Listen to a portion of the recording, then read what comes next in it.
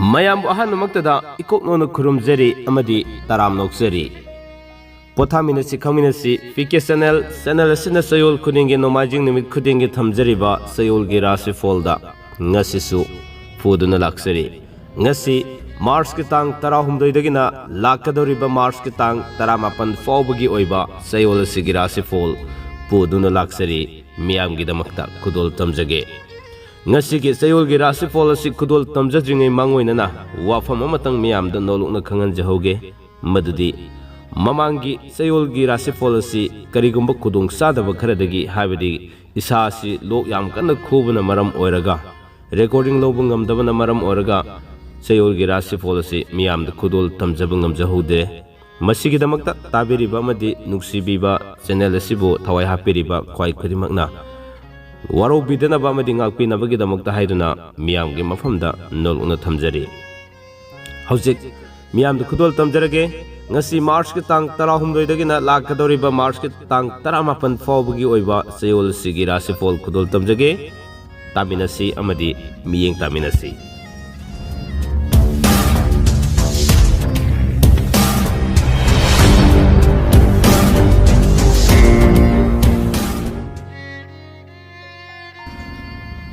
Foredudi ngasi ki thamjariba sayolgi Rashifal asi miyamda khudol tamjarage ngasi ki sayolgi Rashifal sida mausa aina thamjakhiba mes Rashifal di hojare haraga aruibida min Rashifal fawbada losinjaba aduga Rashifal kudimakta tangkak ani thokna thamjaba adu ngasimaksu adumak thamjage ngasi ki tangkakta tang 16 dagina tang 15 fawbada leriba Rashifal kari leri habadu khudol tamjage madugi matung tarakpada lemhoriba tang 13 dagina tang 18 fawbagi oiba sayolgi Rashifal khudol tamjaraba matungda mahi masingi fol amadi haksangi pakhangne sabigi kari fol leri habadu miyamda khudol tamjage ahan masidi mes Rashifal khudol tamjarage mes Rashifal gi oina ahan matangka ki tang 16 dagina 15 fawbagi manungda anova pau tagani wakhal yamgani mathau chingani sel makong pangani ningba thungbu watkani aduga lemhoriba tang 13 dagina 18 fawbagi manungda karbar toba kanabo khara watkani wanoma sakri thangani fam hongdo hongjin khara lei mahigi oinadi ningba thung de aduga pakhangne sabigi oinadi haina singnagani ani subada lokasage Bres Rashifal gi oina tang 16 dagina 15 fawbagi manungda panduna laikhiba sel lan fangani anoba thabakki pawsu tagani fam khara kagani pochai leisin mangamgani aduga lemhoriba tang 13 dagina 18 fawbagi manungda sanga gi karbarda sel mangani lamda chatpa kaide mathau khara chingani thodok yamgani aduga masa masu fangani mahigi oinadi fajana chathagani pakangle sabigi oinadi haina singnagani ani subda lokosage ngakpigani ahum subda lokosage mithun Rashifal gi oina tang 16 dagina 15 fawbagi manungda yumgi thabak inkhangda chakri khara thangani anoba thabakki pawdi tagani fam khara kagani aduga sel masjid fangani sangagi karbarda sel mangani lamda satpa kaide imung manung semgat sagatli mahigi oinadi fajana sathari aduga pakhangle sabigi oinadi haina singnagani karkat Rashifal gi oina tang 16 dagina 15 fawbagi manungda mathau yamna chingani thodok yamgani sel makong pangani anoba thabaki paw tagani wanomadi sakri khara thangani aduga tang 13 dagina 18 fawbagi manungda anoba marimata maruk mapang fangani masa masu fangani sel kharap lakani wakhal nungaigani fam hongani aduga sayen gi karbarda se khara tongani mahi fajana chathaba ngamgani pakhangle sabigi oinadi haina singnagani Singha Rashifal gi oina tang 16 dagina 15 fawbagi manungda thajadaba thodok khara thokpa fangani wakhal khara sagani mathau chingani thodok yami lamda chatpa kaide fam hongdo hongjin khara lei वानोमबसु Sakri खरा थांगदोरी निंगबत सु खरा थुंगबु वाटकनी अदुगा तांग तरा तरुक्तगिना तरामापन फावबगी मनुंगदा सायेनगी कारबारदा कानाब खरा वाटली मरी मता युमदा थुंगलगनी पामदब मरुप मपांगसिंग उनगनी महैसु खरा तपकनी पाखंग लेसाबिगी ओइना मुक्नगनी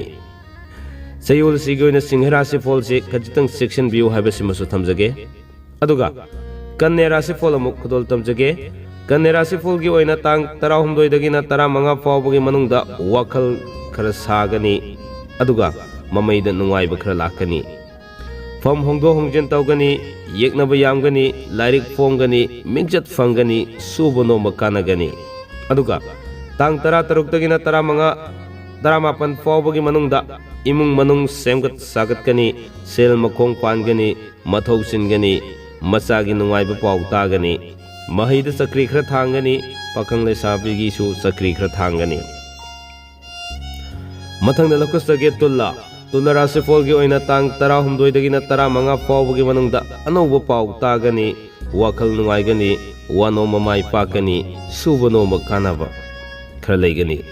अदुगा लेमोरिबा तांग 13 दगिना 15 फावबगी मनुंगदा lambda चटपा कायदे मीना सानबिगनी मसा मसु फंगी मरी मता चावी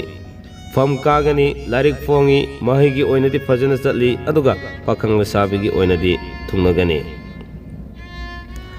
वृश्चिक राशिफल की ओइना तांग 13 दगिना 15 फावबगी मनुंगदा तुसिनबदगी फमुंगदा लेबा मतम ओइगदोरी सेक्शन बियो सेल पोत ताहौबा वखल साबा मथा साबा मतम ओइगदोरी मथौसु चिनबा निंगबा थुंगदबा मतमनी तांग 13 दगिना 15 फावबगी मनुंगदा लमदा चटपा कायदे इमुंग मनुंग समजिन साजनबा ngamde कारबारदा सेल सु मांगनी महै तंबसु निंगबा थुंगदे पाखंग लेसाबिगी ओइनदी थुंगनगनी मथंगदा लोकसगे धनु राशिफल की ओइना तांग 13 दगिना 15 फावबगी मनुंगदा मथौ यामना सिनगनी निंगबा थुंगबा खरा वाटकनी सेल सु चटपा अफबा मरुप खरा तांगसलकपा अदुगा पुक नुंगाइतबसु ओइगनी पोचै लेसिनबा मतम ओइगनी तांग 13 दगिना 15 फावबगी मनुंगदा लाइरिक इबा फोंगबा मिंगचत फंगबा साना खनबगीदा सेल खरा फंगबा ओइगनी महैगी ओइनदी अकाइबा लेते अदुगा पाखंग लेसाबिगी ओइनदी मुक्नगनी मथंगदा लकुसगे मकर राशिफल की ओइना तांग 13 दगिना 15 फावबगी मनुंगदा सुबा नोंबा कारबार तौबा कानगनी लमदा चटपा कायदे इमुंग मनुंग सेमजिन साजनबा तौगनी साना खोनबगी थबकता सेल फंगनी लाइरिक फोंगबा ngamgani मरुप यामगनी अदुगा लेमहौरिबा तांग 13 दगिना 15 फावबगी मनुंगदा मसा मसु फंगनी मरी मता चावगनी वानो ममाई पाकनी फम कागनी महैगी ओइनदी फजना तौगनी पाखंग लेसाबिगी ओइनदी थुंगनगनी मथंगदा लकुसगे कुंभ राशिफल की ओइना तांग 13 दगिना 15 फावबगी मनुंगसे अनौबा पाउ तागनी थिका तौबा कारबार तौबा कानगनी पोचै लेपसिनगनी वानो ममाई पाकनी अदुगा तांग 13 दगिना 15 फावबगी मनुंगदा कारबार तौबा कानगनी मथौ पुकनिंग संगनी सेल मचित फंगनी मरुप यामगनी अदुगा महैगी ओइनदी फजना तौगनी पाखंग लेसाबिगी ओइनदी हाइना सिंगनगनी असुमना ngasiगी थमजरिबा तांग 13 दगिना लाकदरिबा मार्च के तांग 15 फावबगी ओइना थमजरिबा चयोलगी राशिफल सिगी अरोइबदा खुदोल थमजगे मिन राशिफल की ओइना तांग 13 दगिना 15 फावबगी मनुंगदा लमदा चटपा कायदे अनौबा मरुप उनगनी लीला ड्रामा येंगबा साना खोनबगी थबकता खरा थवाई यावगनी कारबार तौबा कानगनी अदुगा असो असांगना चानबिगनी सुबो नोंबा कानगनी इमुंग मनुंग सेमकतकनी लोइनना लेमहौरिबा तांग 13 दगिना 15 फावबगी मनुंगदा लमदा चटपा कायदे फम होंगी साना खोनबगी थबकता मिंगचत फंगी अनौबा मरुप फंगी महैगी ओइनदी फजना तमगनी अदुगा पाखंग लेसाबिगी ओइनदी थुंगनगनी असुमना ngasi thamjari ba sayolgi Rashifal si matang aswaida tension janabagi tanjado yorole channel asina lepanaidana sayol khudingi nomajing numit khudingi thamjai ba sayolgi Rashifal mayamna pungning thogot ba amadi mapung phana miyeng tabibagi damak ngapkhalaitena thagachari mayamna thambirakpa topic sing aducho mathang manau naina damak thamjaralagani haba wafamji thamjaraga ngasi damak loy faw tabi ba mani miyeng tabi bagi damak amkhalaitena channel asigi makai dagi amukha sona thagasaba phondok chari kanglei pakna yai pare